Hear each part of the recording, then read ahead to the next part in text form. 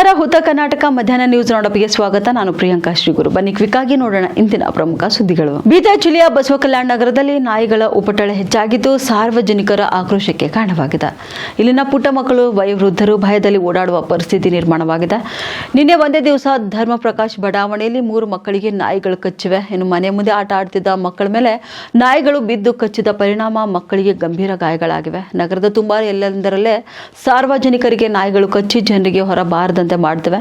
ಪುಟ್ಟ ಮಕ್ಕಳಂತೂ ನಾಯಿಗಳ ಭಯದಲ್ಲಿಯೇ ಆಟ ಆಡುವ ಪರಿಸ್ಥಿತಿ ಇಲ್ಲಿ ನಿರ್ಮಾಣವಾಗಿದೆ. ಇನ್ನು ಇದಕ್ಕೆಲ್ಲ ಕಡಿವಾಣ ಯಾವಾಗ ಅಂತ ಬಸವಕಲ್ಯಾಣ ನಗರದ ಸಾರ್ವಜನಿಕರ ಯಕ್ಷ ಪ್ರಶ್ನೆಯಾಗಿದೆ. ಶಾಲೆಗೆ ಹೋಗುವ ಮಕ್ಕಳಿಗೆ ಮತ್ತು ಕೆಲಸದ ನಿಮಿತ್ತ ಓಡಾಡುವ ವಯೋವೃದ್ಧರಿಗೆ ನಾಯಿಗಳು ಕಚ್ಚುತ್ತಿದ್ದು ಸಾರ್ವಜನಿಕರು ಜೀವ ಭಯದಲ್ಲಿ ಓಡಾಡ್ತಿದ್ದಾರೆ. ಹೀಗಾಗಿ ಮುಂದಿನ ಸೋಮವಾರದೊಳಗೆ ನಾಯಿಗಳನ್ನ ಸ್ಥಳಾಂತರ ಮಾಡಬೇಕು, ಇಲ್ಲದಿದ್ರೆ ಉಗ್ರ ಹೋರಾಟ ಮಾಡಲಾಗುವುದೆಂದು ಇಲ್ಲಿನ ಸಾರ್ವಜನಿಕರು ಆಕ್ರೋಶಕ್ಕೆ ವ್ಯಕ್ತಪಡಿಸಿದ್ದಾರೆ. ಸರ್ ನಿನ್ನೆ ಏನಾಗಿತ್ತು ಸರ್? ಎಷ್ಟು ಮಕ್ಳಿಗೆ ನಾಯಿ ಕಚ್ಚಿದ್ರಿ? ನಿನ್ನ ನೋಡ್ರಿ ಮಧ್ಯಾಹ್ನ 12 ಗಂಟೆಗೆ ಏನಪ್ಪ ಅಂದ್ರೆ ಮಕ್ಕಳು ಆಡ್ಕೋತ ಕುಂತೀವಿ. ಆಡ್ಕೊ ಕುಂತಾಗ ಏನಪ್ಪ ಅಂದ್ರೆ ಅವು ಸಲ್ವಿನ ನಾಯಿ ಅವ್ರದ್ದು ಮತ್ತು ಬೀದಿ ನಾಯಿಗಳು ಏಕಾಏಕಿ ಬಂದೇನಪ್ಪ ಅಂದ್ರೆ ಮಕ್ಕಳ ಮೈ ಮೇಲೆ ಬಿದ್ದು ದಡ ಬಂದೇನಪ್ಪ ಅಂದ್ರೆ ಮಾರಿ ಕಚ್ಚವ, ಕೈ ಕಚ್ಚವ, ಹೊಟ್ಟೆ ಕಚ್ಚವ, ತಲೆ ಕಚ್ಚವ. ಅಂದ್ರೆ ನಗರಸಭೆದವ್ರು ಏನು ಮಾಡಿದ್ರು ಇದಕ್ಕಿಂತ ಮುಂಚೆ ಪೈಲೆ ಏನಪ್ಪ ಅಂದ್ರೆ 1-2 ತಿಂಗಳ ಪೈಲೆ ಏನಪ್ಪ ಅಂದ್ರೆ ಎಷ್ಟೋ 8 ಲಕ್ಷ ರೂಪಾಯಿ ಏನಪ್ಪ ಅಂದ್ರೆ ನಾಯಿಗಳು ಸಲ ನಿಟ್ಟಿರಂತ. ನಾಯಿಗಳು ಏನಪ್ಪ ಅಂದ್ರೆ ಥೋಡೆ ಬತ್ತು ಹಿಡ್ಕೊಂಡು ಒಯ್ದ್ರು. ನಾಯಿಗಳು ಹಿಡ್ಕೊಂಡು ಒಯ್ದೇನಪ್ಪ ಅಂದ್ರೆ ಒಯ್ದು ಬಿಟ್ಟರು ಮತ್ತೆ ತಂದಪ್ಪ ಮತ್ತೆ ನಾಯಿಗಳು ತಂದು ಬಂದವೆ. ಇವರು ಇಟ್ಟಿಂದ ರೊಕ್ಕ ಏನಪ್ಪ ಅಂದ್ರೆ ಏನು ಅದಕ್ಕೇನು ಖರ್ಚು ಮಾಡ್ಯಾರೋ ಏನು ಲೂಟಿ ಮಾಡ್ಯಾರೋ ಯಾರಿಗೆ ಗೊತ್ತಿಲ್ಲ. ಇಲ್ಲಿನ ಸ್ಥಳೀಯ ಶಾಸಕರು ಮತ್ತು ಮಾಜಿ ವಿಧಾನ ಪರಿಷತ್ ಸದಸ್ಯರು ಇವರೇನಪ್ಪ ಅಂದ್ರೆ ಕೂಡಲೇ ಸಂಬಂಧಪಟ್ಟ ನಗರಸಭೆ ಆಯುಕ್ತರಿಗೇನಪ್ಪ ಕರೆದೇನಪ್ಪ ಗಲ್ಲಿಯಲ್ಲಿ ಇರ್ತಕ್ಕಂಥ ನಾಯಿಗಳೇನಪ್ಪ ಅಂದ್ರೆ ಬೇರೆ ಕಡೆ ಒಯ್ದು ಸ್ಥಳಾಂತರ ಮಾಡ್ಬೇಕು. ನಾವೇನು ನಾಯಿಗಳಿಗೆ ಕೊಲ್ಲ ಅಂತ ಹೇಳತ್ತಿಲ್ಲ. ನಾಯಿಗಳೇನಪ್ಪ ಅಂದ್ರೆ ಬೀದಿ ನಾಯಿ, ಸಲ್ವಿನ ನಾಯಿ ಅವಕ್ಕೆ ಅಡ್ಡಕ್ಕ ಕೂಡ ಜಗಳ ಆಡೇನಪ್ಪ ಅಂದ್ರೆ ಜನರಿಗೆ ಏನಪ್ಪ ಅಂದ್ರೆ ಮೈ ಮೇಲೆ ಬಿದ್ದು ಕಚ್ಲತ್ತವ. ಇದು ಭಾಳಷ್ಟು ಹಾನಿ ಇದೆ. ಯಾಕಂದ್ರೆ ನಾಳೆಗೆ ಸಣ್ಣ ಮಕ್ಕಳು ಸ್ಕೂಲ್ಗೆ ಹೋಯ್ತಾವ, ವಯಸ್ಸಾದವ್ರು ಭೀ ಯಾಕಡ್ರ ಬಾಜಾರ್ ಕದ ಹೋಯ್ತಾರ. ಅವ್ರಿಗೆ ಹಿಂಬಳಿ ಹತ್ತಿ ಏನಪ್ಪ ಅಂದ್ರೆ ಕಚ್ಲತ್ತವ. ಜಗಿ ಏನಪ್ಪ ಅಂದ್ರೆ ಇವು ಮಾಂಸದ ಅಂಗಡಿ ಹಾಕ್ಯಾರ. ಈ ಮಾಂಸದ ಅಂಗಡಿಗಳು ಏನಪ್ಪ ಅಂದ್ರೆ ಬೇರೆ ಕಡೆ ಎಲ್ಲರ ತೆಗೆದು ಹಾಕ್ಬೇಕು. ಬೇರೆ ಕಡೆ ಹಾಕ್ಯಪ್ಪ ಗಲ್ಲಿ ಹೋದಾಗೆಲ್ಲ ಮಸ್ಜಿದ್ ಬಲ್ಲಿ ಅಲ್ಲಿ ಇಲ್ಲಿ ಮಾಂಸದ ಅಂಗಡಿ ಹಾಕ್ಯಾರ. ಆ ಮಾಂಸದ ಅಂಗಡಿ ತಿನ್ನೋಗೆಲ್ಲ ಯಾರೋ ಹೋಯ್ತಾ ಬರ್ತದ್ರ ಅವು ಹಿಂಗೆ ಆ ಮಾಂಸ ಹಿಂಗೆ ರೋಡ್ ಮೇಲೆ ಬಿಟ್ಟು ಹಾಕಿದ್ರೆ ಯಾರೋ ಹೋದ್ರೇನಪ್ಪ ನಾಯಿಗಳು ಕಚ್ಚ ಅಂತ ಹೇಳಿತಾವೆ, ಕಚ್ಲತ್ತಾವ. ಮೇನ್ ಮಾಂಸ ಅಂಗಡಿಗಳು ತೆಗೆದು ಹಾಕಂತೇಳಿ ಬೇರೆ ಕಡೆ ಎಲ್ಲರ ಹಾಕ್ರಿ. ಮೇನ್ ಮಾಂಸ ಅಂಗಡಿ ಕಡೆಯಿಂದ ಏನಪ್ಪ ದನಗಳು ಮಾಂಸ ತಿಂದೇನಪ್ಪ ಅಂದ್ರೆ ಸೊಕ್ಕ ಹೋಗ್ಯೇನಪ್ಪ ಅಂದ್ರೆ ಮೈಗಳಿಗೆ ಮಂದಿಗೆ ಮಕ್ಕಳಿಗೆ ಶಾಲೆಗೆ ಹೋಗೋ ಮಕ್ಕಳಿಗೆಲ್ಲಪ್ಪ ಅಂದ್ರೆ ಭಾಳ ಕಚ್ಚಿ ಇದು ಹಾನಿಕಾರ ಆಗ್ಲತ್ತದ. ಕೂಡಲೇ ನಾಯಿ ಪರವಳಿಗೆ ನೋಡ್ರಿ ಹೆಂಗ ಬಾಳ ಬೆಳಕ್ ಮನೆ ಮುಂದೆ ಬಂದ್ ಕಚ್ಚ, ಮನೆ ಮುಂದ್ ಕೂಸ್ಗಳು ಆಡತಿ ಇಲ್ಲೇ ಬಂದ್ ಕಚ್ಚದ. ಪರಗಳಿಗಿಲ್ಲ ಮನೆ ಮೇಲೆ ಕಚ್ಚದ, ಒಂದ್ ಪಾರಿ ಅವ್ರ ಮನೆ ಮೇಲೆ ಕಚ್ಚದ. ಅವ್ ನಾಯಿಗಳು ಯಾರ್ದವ? ಅವ್ ನಾಯಿಗಳು ಒಬ್ಬರು ಸರಿಯಾರ ಅವ್ರ ಮನೆಗೆ ಹೋಗಿ ತೋರಿಸ್ತಾರ. ಅವ್ರು ಬರ್ರಿ ಮನಿ ಎಲ್ಲದ? ಇಲ್ಲ ಆಗಪುರ್ ಕಟ್ಟಿ ಬರದ ಮನಿ. ಹಿಂಗ ಪರಗುಳಿ ಮಕ್ಳು ಗಾಯ ಆಗ್ಯದೇನು? ದಿಗರಿಗೆ ಗಾಯ ಆಗ್ಯದ್ರಿ. ಒಂದ್ ಪಾರಿನ ಒಳ್ಳೆ ಆಗಿದಾರ, ಟಾಕಿ ಬಿದ್ದಾವ. ನಮ್ ಪಾರಿಗೆ 2-3 ಟಾಕಿ ಬಿದ್ದಾವ. ದಿಗರಿ ಕಚ್ಚದ ನಾಯಿಗಳು ಒಯ್ರಿ. ಮನೆ ನಾಳಿಗೆ ಏನ್ರಾಯ್ತಂದ್ರ ಮತ್ತೆ ನಮ್ದು ಭೀ ಫುಲ್ ಏನದ್ರ ಅವ್ರ ಮನಿಗೆ ಹೋಗಿ ಕುಡಿಯೋರು ನಾಳೆಗೆ ಹೋಗಿ. ಅಂದ್ರೆ ನಾಳೆ ಮುನ್ಸಿಪಾಲ್ಟಿದವ್ರಿಗೆ ಬರ್ಬೇಕು. ನಾಯಿಗಳು ಒಯ್ಬೇಕು. ಎಲ್ಲ ಒಂದ್ ಬಿ ನಾಯಿ ಇಕ್ಕಬಾರ್ದು. ಇಲ್ಲಿ ಒಂದ್ ಬಿನೇ ಇಕ್ಕಬಾರ್ದು. ನಮ್ ಗಲ್ಲೆಗೆ ನಾಯಿ ಬೇಡ. ಬೆಕ್ಕಿಗೆ ಹರಿದು ಒಳ್ಳೆ 2-3 ಬೆಕ್ಕಿಗೆ ಹರಿದು ನಮ್ಮ ಕೂಸುಗಳಿಗೆ ಹರಿತೀವಿ ಅಂದ್ರೆ ಏನ್ ಮಾಡೋದಿತ್ತು ಇವತ್ತು? ಯಾರು ಬಿ ಅಂತ ಅಂಡ ಕೊಡಲ್ಲ. ನಮಗ್ ಬರ್ತಾರ, ಹೇಳ್ತಾರ, ಹೋಯ್ತಾರ. ಯಾರು ಏನ್ ಮಾಡ್ತಾರ? ನಮ್ಮ ಅಪ್ಪ ನುಗ್ಸಣ್ ಮನಿತನ ಬಂದ್ ಕಚ್ಚವು ನಾಯಿಗಳು. ನಮ್ಮ ಮಕ್ಕಳು ಹೊರಗೆ ಹೋಗಿಲ್ಲ, ಏನಿಲ್ಲ. ದೊಡ್ಡಗಿದ್ರೆ ಮಕ್ಕಳಿಗೆ ಬಂದ್ ಕಚ್ಚಾರ. ಏನ್ ಮಾಡೋ ನಾಯಿಗಳಿಗೆ. ಕಲಬುರಗಿ ಜಿಲ್ಲೆಯ ಮತಕ್ಷೇತ್ರವಾದ ಜೇವರ್ಗಿ ಇಜೇರಿಯಲ್ಲಿ ಹಜಿಂ ಪ್ರೇಮ್ಜಿ ಫೌಂಡೇಶನ್ ಹಾಗೂ ಸೇವಾ ಸಂಗಮ ಸಮಾಜ ಸೇವಾ ಸಂಘ ವತಿಯಿಂದ ಮಕ್ಕಳ ಮನೆ ಮಕ್ಕಳ ಆರೈಕೆ ಕೇಂದ್ರ ಉದ್ಘಾಟನೆ ನೆರವೇರಿಸಿ ಶುಭ ಕೋರಲಾಯಿತು. ಇಜೇರಿ ಸೇರಿದಂತೆ ಸುಮಾರು ಜೇವರ್ಗಿ ಹಾಗೂ ಯಡ್ರಾಮಿ ತಾಲೂಕಿನಲ್ಲಿ ಸುಮಾರು 40 ಮಕ್ಕಳ ಮನೆ ಕೇಂದ್ರ ಉದ್ಘಾಟನೆ ಯೋಜನೆ ಇದಾಗಿದ್ದು ತಾಲೂಕಿನ ಜನತೆಯ ಪೋಷಕರು ಇದರ ಸದುಪಯೋಗ ಪಡೆದುಕೊಳ್ಳಬೇಕು. ಅದರಂತೆ ಮುಂಬರುವ ದಿನಗಳಲ್ಲಿ ಸರ್ಕಾರದ ಹಾಗೂ ಧರ್ಮಸಿಂಗ್ ಫೌಂಡೇಶನ್ ವತಿಯಿಂದ ಸಂಪೂರ್ಣ ಸಹಕಾರ ಹಜಿಂ ಪ್ರೇಮ್ಜಿ ಫೌಂಡೇಶನ್ಗೆ ಇರುತ್ತದೆ ಎಂದು ಫೌಂಡೇಶನ್ ಕರ್ನಾಟಕದ ಮುಖ್ಯಸ್ಥರಾದ ಡಾಕ್ಟರ್ ಜಿ ರುದ್ರೇಶ್ ಅವರಿಗೆ ತಿಳಿಸಲಾಯಿತು. ಈ ಸಂದರ್ಭದಲ್ಲಿ ಯಡ್ರಾಮಿ ಬ್ಲಾಕ್ ಕಾಂಗ್ರೆಸ್ ಅಧ್ಯಕ್ಷರಾದ ರುಕುಂ ಪಾಟೀಲ್ ಇಜೇರಿ ಅವರು ಸೇರಿದಂತೆ ಕಾಂಗ್ರೆಸ್ ಪಕ್ಷದ ಹಿರಿಯ ಮುಖಂಡರು, ಫೌಂಡೇಶನ್ ಸದಸ್ಯರು ಉಪಸ್ಥಿತರಿದ್ದರು. ಬೀದರ್ ಜಿಲ್ಲೆಯ ಹುಲ್ಸೂರು ಪಟ್ಟಣದ ಶ್ರೀ ಗುರು ಬಸವೇಶ್ವರ ಸಂಸ್ಥಾನ ಹಿರೇಮಠ ವತಿಯಿಂದ ಪೂಜ್ಯ ಲಿಂಗೈಕ ಜಗದ್ಗುರು ಶಿವಕುಮಾರ್ ಶಿವಯೋಗಿಗಳ 50ನೇ ಪುಣ್ಯ ಸ್ಮರಣೋತ್ಸವ ನಿಮಿತ್ತ ಹುಲ್ಸೂರು ತಾಲೂಕು ಬಸವಕಲ್ಯಾಣ ತಾಲೂಕಿನ 23 ಶಾಲಾ ಕಾಲೇಜು ಮಕ್ಕಳಿಗೆ ಅಂದರೆ ಒಟ್ಟು 13,000 ವಚನ ಪುಸ್ತಕಗಳನ್ನು ವಿತರಣೆ ಮಾಡಲಾಗಿದೆ ಎಂದು ಬಸವ ಕೇಂದ್ರದ ಸಂಘದ ತಾಲೂಕು ಅಧ್ಯಕ್ಷ ಆಕಾಶ್ ಖಂಡಾಳೆ ತಿಳಿಸಿದ್ದಾರೆ. ಹಳ್ಳಿಯಲ್ಲಿಯೂ ವಚನ ಚಳವಳಿ ಆಗಬೇಕು. ಹಿಂದಿನ ಮಕ್ಕಳು ಬಸವಾದಿ ಶರಣರ ವಚನಗಳನ್ನು ಮೈಗೂಡಿಸಿಕೊಳ್ಳಬೇಕು ಎನ್ನುವ ಉದ್ದೇಶದಿಂದ ಮಕ್ಕಳಿಗೆ ವಚನ ಪುಸ್ತಕ ನೀಡಲಾಗಿದೆ. ಇನ್ನು ಮುಂದಿನ ದಿನಗಳಲ್ಲಿ ಮಕ್ಕಳಿಂದ ವಚನ ಕಂಠಪಾಠ ಸ್ಪರ್ಧೆ ಮಾಡಿಸಲಾಗುವುದು ಹಾಗೂ ಕಂಠಪಾಠ ಸ್ಪರ್ಧೆಯಲ್ಲಿ ವಿಜೇತರಾದ ವಿದ್ಯಾರ್ಥಿಗಳಿಗೆ ಬಹುಮಾನ ವಿತರಣೆ ಮಾಡಿ ಹುರಿದುಂಬಿಸಲಾಗುವುದು ಎಂದು ಅವರು ಆಕಾಶ್ ಖಂಡಾಳೆ ತಿಳಿಸಿದ್ದಾರೆ.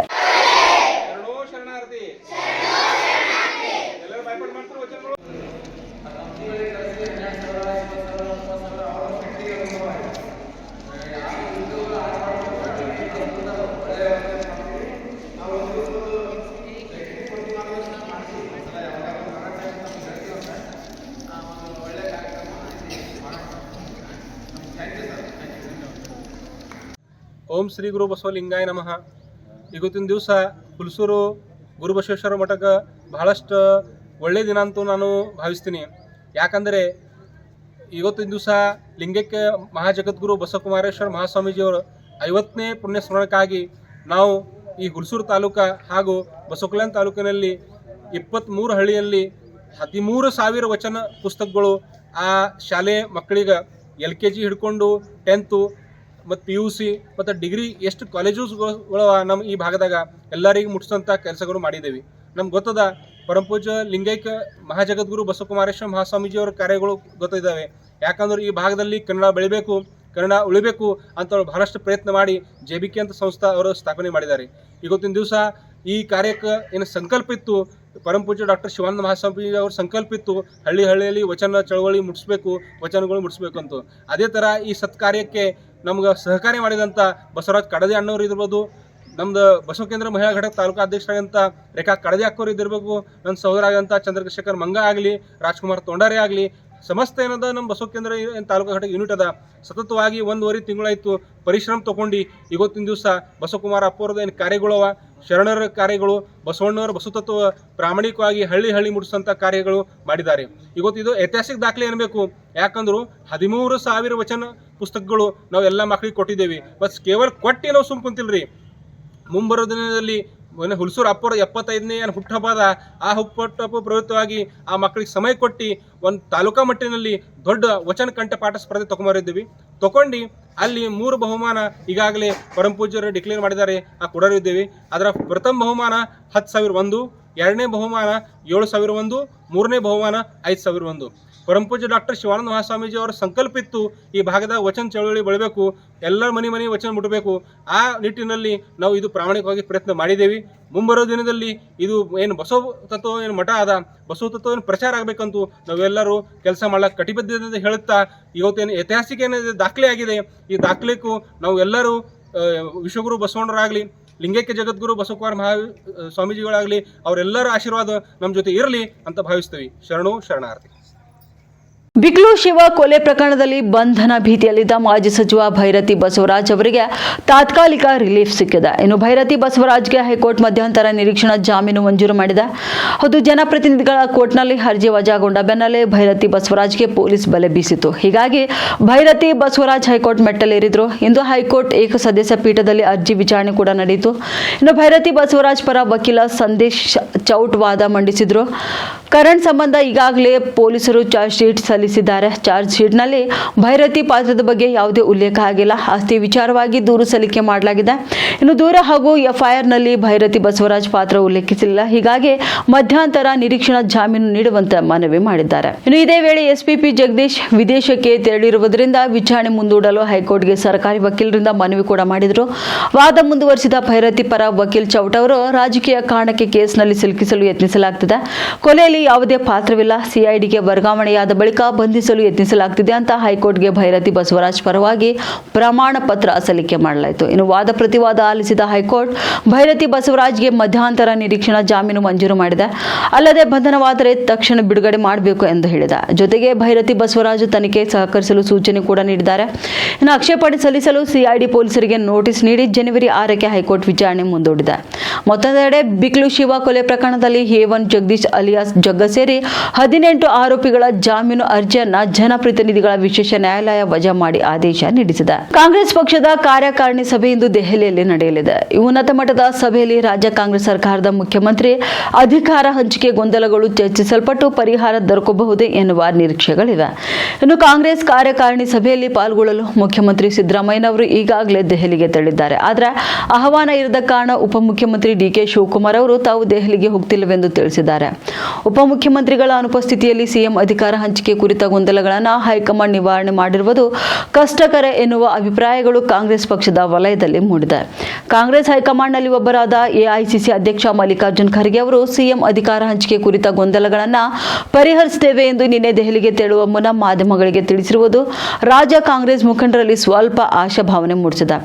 ಇನ್ನೊಂದೆಡೆ ಮಲ್ಲಿಕಾರ್ಜುನ್ ಖರ್ಗೆ ಅವರು ದೆಹಲಿಗೆ ತೆರಳುವ ಮೊದಲು ಕೆಪಿಸಿಸಿ ಅಧ್ಯಕ್ಷರಾದ ಡಿಸಿಎಂ ಡಿಕೆ ಶಿವಕುಮಾರ್ ಭೇಟಿ ನೀಡಿ ಬಹಳಷ್ಟು ಹೊತ್ತು ಚರ್ಚೆ ಮಾಡಿದ್ದಾರೆ. ಈ ಬೆಳವಣಿಗೆಯು ಇಂದಿನ ಕಾಂಗ್ರೆಸ್ ಕಾರ್ಯಕಾರಿಣಿ ಸಭೆಯ ಬಗ್ಗೆ ಸಾಕಷ್ಟು ನಿರೀಕ್ಷೆಗಳನ್ನು ಸೃಷ್ಟಿಸಿತು.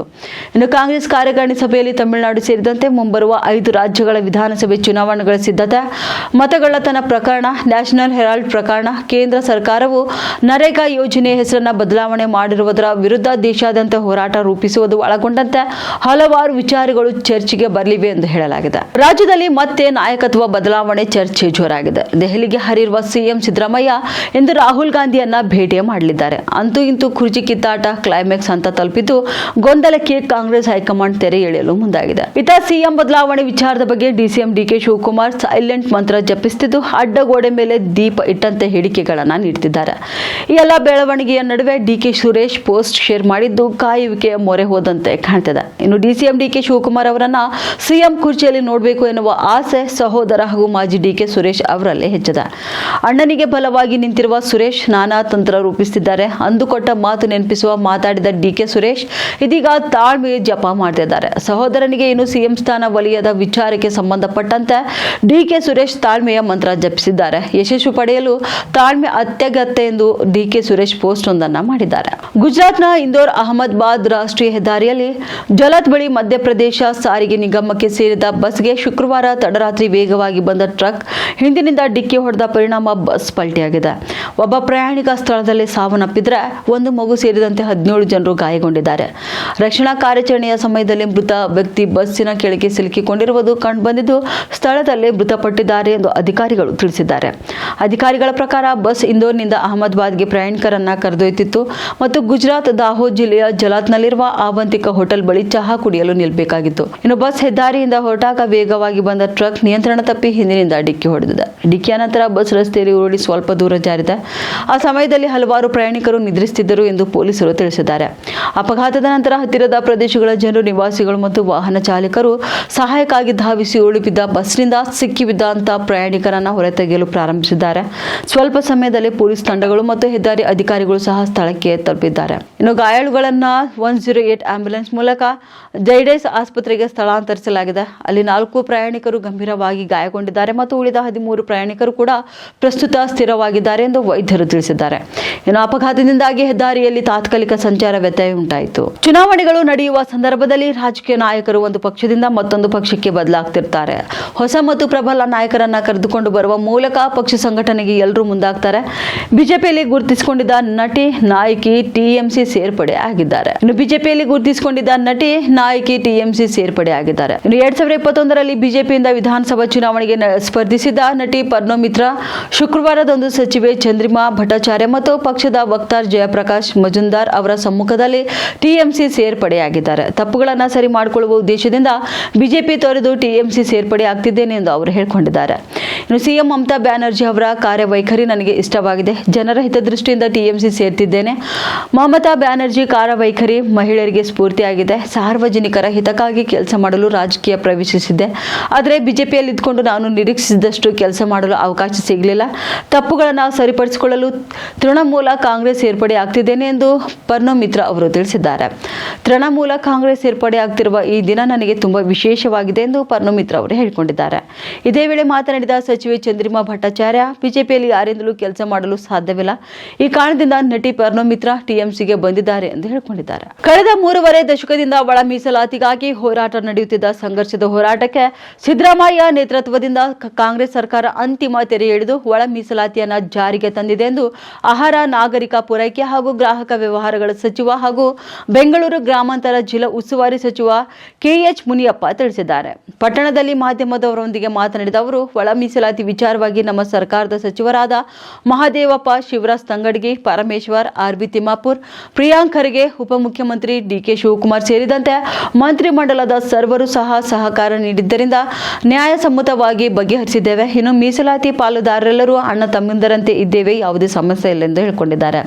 ಮೀಸಲಾತಿಯಲ್ಲಿ ಬರುವ ಕೋರಮ, ಕೊರ್ಚೆ, ಲಂಬಾಣಿ, ಭೋವಿ, ಅಲಮಾರಿ ಸಮುದಾಯ ಎಲ್ಲರೂ ಸಹ ಒಳ ಮೀಸಲಾತಿಯನ್ನ ಒಪ್ಪಿಕೊಂಡಿರುವುದರಿಂದ ಹಲವು ವರ್ಷಗಳ ಸಂಘರ್ಷ ಕೊನೆಗೊಂಡಿದೆ.